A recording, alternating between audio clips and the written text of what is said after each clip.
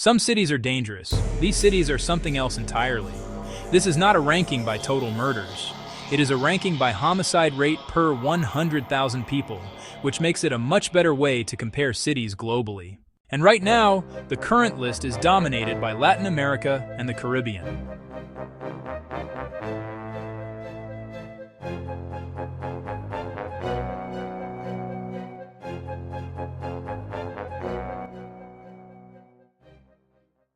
At number 10, Port of Spain.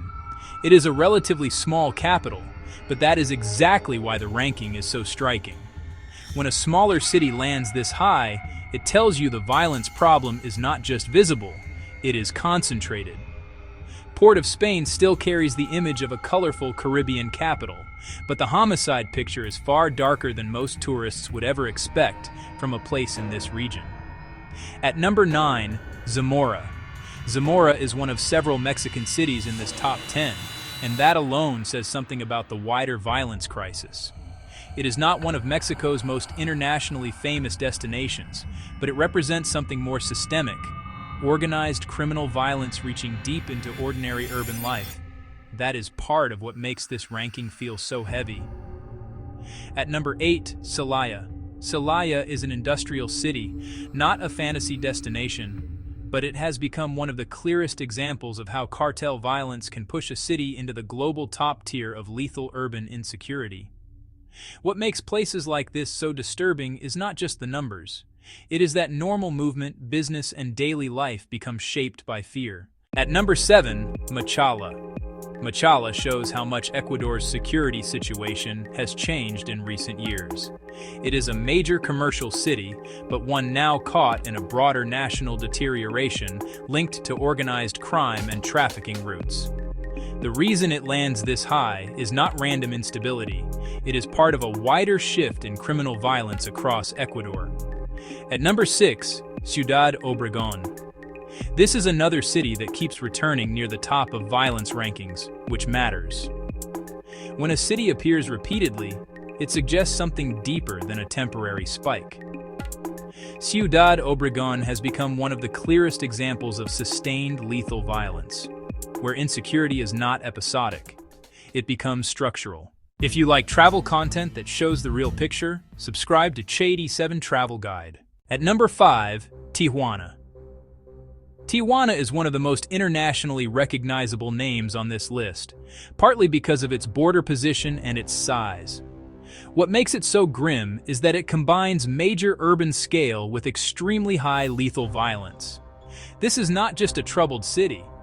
It is a city where geography, trafficking routes, and organized criminal conflict all amplify each other. At number 4, Manzanillo. Manzanillo is a major Pacific port, and that matters. Port cities can become strategically valuable to criminal networks, and when that happens, violence can intensify around control, movement, and territory. That is part of why Manzanillo feels so significant here. Its ranking is not just about crime in isolation, but about location and strategic importance. At number 3, Acapulco. This may be one of the darkest entries emotionally, because Acapulco still carries the memory of glamour, tourism, and international fame. For decades, it symbolized beach luxury in Mexico. Now it also symbolizes something far harsher: how a globally known destination can become associated with severe violence. That contrast is what makes Acapulco hit harder than many cities on this list. At number 2, Colima. Colima is not a giant city, which makes its position even more shocking. When a relatively small city reaches this level by homicide rate, it means the violence is not diluted by scale. Colima has become one of the strongest examples of how concentrated and extreme homicide conditions can become in a city that many people outside the region would barely expect to see in a ranking like this. And at number 1, Port-au-Prince. This is the most devastating entry on the list because Port-au-Prince is not just dealing with crime in the narrow sense. It reflects a much wider collapse in order, with armed groups, insecurity, and state weakness combining into a citywide crisis. That is why it sits at the top.